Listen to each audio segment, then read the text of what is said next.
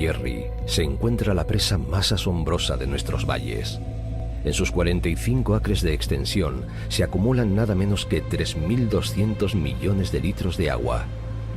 Agua contenida por una infranqueable pared de 135.000 metros cúbicos de hormigón. Y de hormigón son también las dos enormes esculturas que la flanquean, diseñadas por un famoso escultor vasco. Después sabremos quién fue.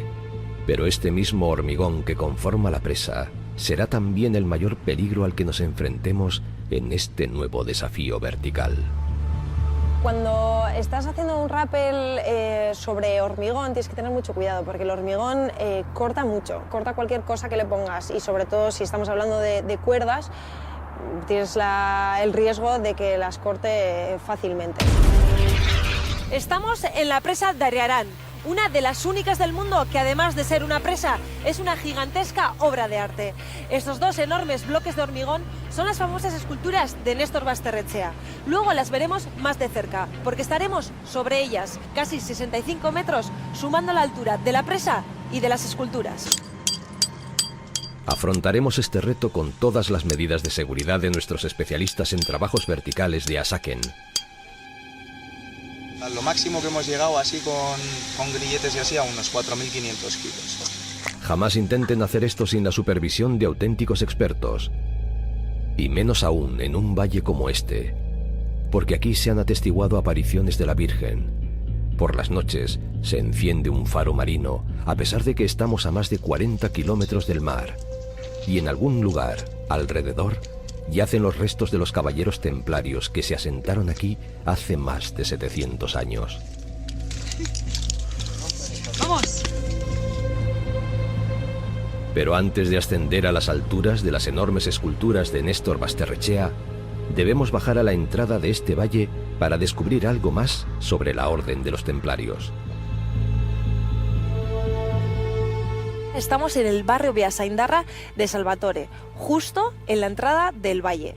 Un poquito más arriba tendríamos la presa y si caminamos hacia la derecha llegaríamos hasta el centro de Beasain. Y todo este camino en el pasado era una ruta vigilada por la Orden de los Templarios. ¿Cuál era la misión de aquella Orden de los Templarios? Bueno, aquí hay un cruce de caminos muy importante, que es donde se unen los caminos que vienen de Navarra a Vizcaya y de Castilla a Francia. Hay que tener en cuenta que aquí ha habido salteadores pues, en todos los siglos, vamos. Josecho Zufiaurre es un prestigioso etnógrafo e investigador que se enamoró de esta ciencia gracias al padre Barandiarán y ha dedicado gran parte de su obra a registrar la historia de estos valles. Por eso es un buen conocedor de las andanzas de los caballeros templarios en el antiguo Beasain. Al pueblo llano, quien le defendía un poco eran los templarios. Y precisamente en este lugar, donde estamos, estaba el monasterio de San Salvador. De ahí le viene el nombre al barrio, Salvatore. No sé hasta qué fecha estuvieron. Lo que sí está constatado que en 1300 estaban aquí. Cuando marcharon, aprovechando los muros del monasterio, aquí mismo se construyó el caserío Salvatore Zarra y ya desaparecieron todos los vestigios del monasterio de los templarios. ¿Y esta Orden de los Templarios cómo surge? No son solamente frailes, entendido como los vemos ahora. Eran guerreros también se convirtieron en impositores de impuestos y querían cobrar, claro, tenían que vivir, hay que comprender. A lo mejor se pasaban un poco en algún momento a la hora de cobrar, no lo sé. Como todos los que quieren cobrar. No lo he estudiado, exacto. ¿Cuántos caballeros templarios fueron enterrados al morir bajo las tierras hoy inundadas por el embalse de Arriaran? Seguramente nunca lo sabremos, pero trataremos de estar a la altura de sus leyendas, descendiendo por la pared más húmeda de esta presa, la empinada rampa central, el aliviadero por el que se vierte el agua sobrante. Esta estructura garantiza la seguridad de la presa en caso de tormentas y es capaz de expulsar agua a un ritmo de 57.000 litros por segundo. Pero antes descubriremos la sorprendente conexión entre el agua de esta presa y las aguas del mar Cantábrico.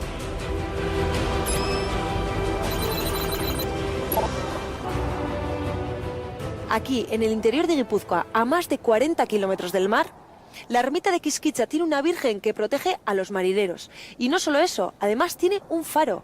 Josecho, ¿qué finalidad tiene este faro?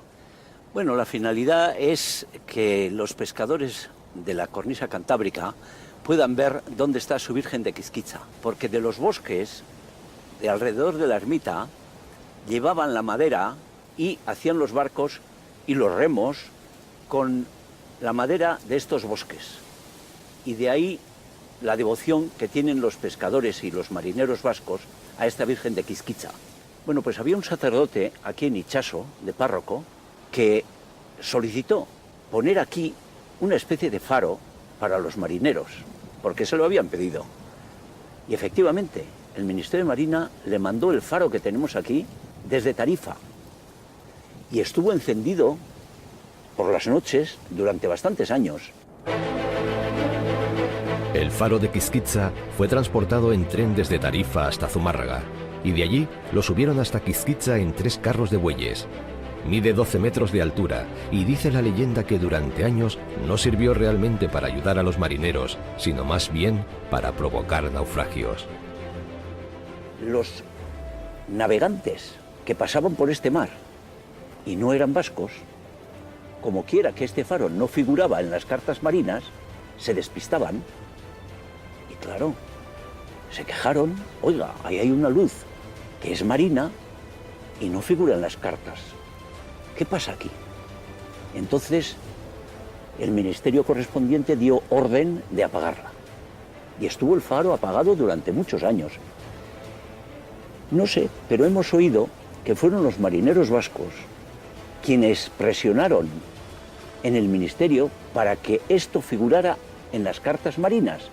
Y desde hace unos años vuelve a encenderse, como la hemos visto encendida hace un momento cuando hemos subido. La conexión de este valle con el mar se refuerza por la presencia de gaviotas en el embalse de Arriarán. Y eso que estamos en el interior de Guipúzcoa, no muy lejos del monte Aitzcorri y cerca de la sierra de Aralar, donde nadie esperaría ver gaviotas. Y ojo con ellas, porque a punto estuvieron de atacar a nuestra cámara voladora, tomándola quizás por un intruso. Estamos en el sitio más peligroso de toda la presa. Ahora vamos a hacer el descenso por el aliviadero. Este descenso, que será el más rápido del programa, permitirá a Arantza disfrutar de unas vistas impresionantes de esta presa única. Mientras Arantza disfruta del descenso más rápido de Basque Country vertical, nosotros aprovechamos para admirar este espacio escultórico a escala arquitectónica que ha logrado que una obra de arte sea parte de una obra de ingeniería. ¡Buah! ¿Cómo has subido? Me has subido ahí. Si no ha dado tiempo ni a reaccionar, era como rollo un niño que le coges y patalea. Igual. Muy divertido, pero demasiado fácil. Por eso subiremos a lo alto de la presa, para rapelar desde una de las esculturas de Basterrechea. Sumando su altura a la de la propia presa, se obtiene una altura total de 65 metros, la misma que había desde la cornisa del Cañón del Infierno. Pero además, aquí tendremos que proteger las cuerdas para que el peligroso hormigón no las corte. Este sí va a ser un auténtico desafío vertical. Sobre esta gigantesca escultura, contemplando estas vistas que solamente los pájaros y estas esculturas pueden tener. Pero ojo, porque esta presa no es la única que ha convertido su pared de hormigón en una obra de arte. La presa de Tignes, en los Alpes franceses, fue transformada en el lienzo más grande de la historia por el artista Jean-Marie Pierret. Con la ayuda de 8 escaladores profesionales, Pierret pintó un retrato de Hércules de 250 metros de longitud y 180 metros de altura. Tardaron 60 días en hacerlo y toda la operación costó 400.000 euros. Pero la presa se hizo famosa en todo el mundo y sirvió para promocionar las Olimpiadas de Invierno de Albertville, celebradas en 1992, tan solo un año antes de que la presa de Arriarán estuviese terminada.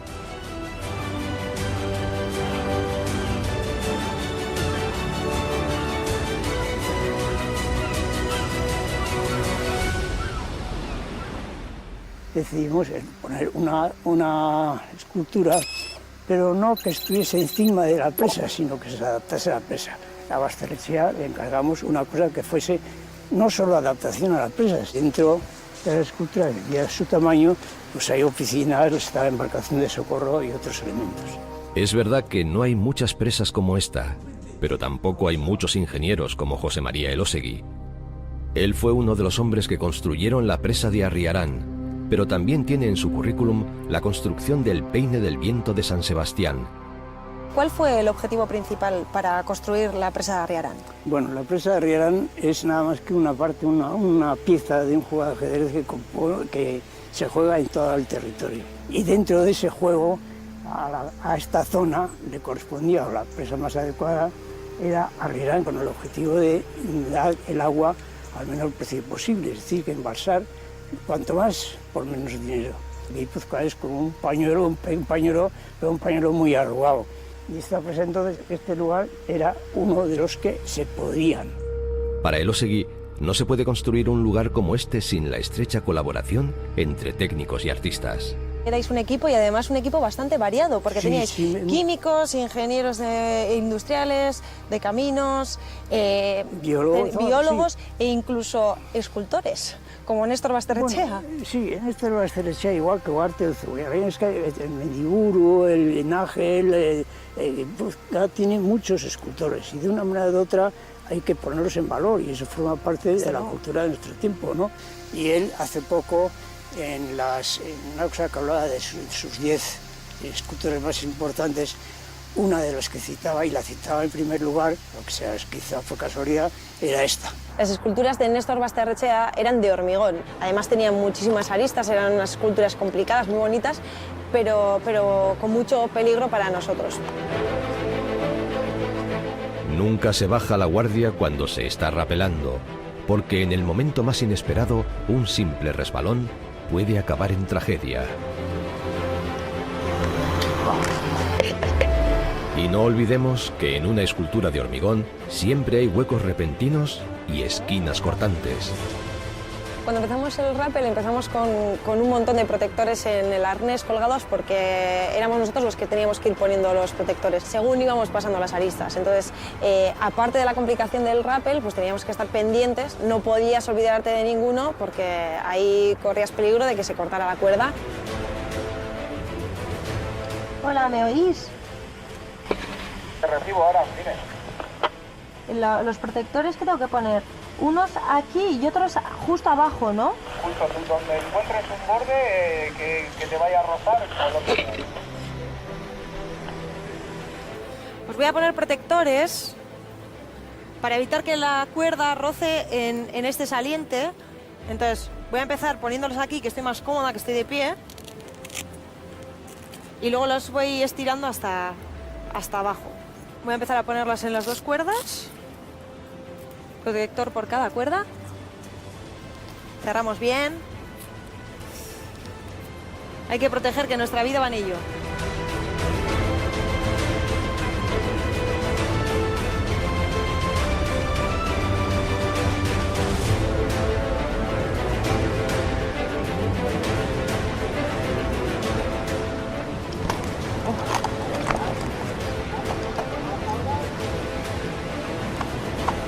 Más, ahora se me ha quedado el IDE enganchado ahí y la mano.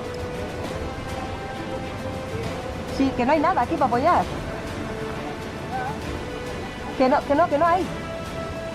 O sea, no resbala. Está como... Como buena escaladora, Arantxa revisa la cuerda por si acaso. Separa las piernas para tener más estabilidad. Son pequeños gestos que pueden marcar la diferencia cuando uno está suspendido en el aire en una escultura llena de aristas a 65 metros del suelo.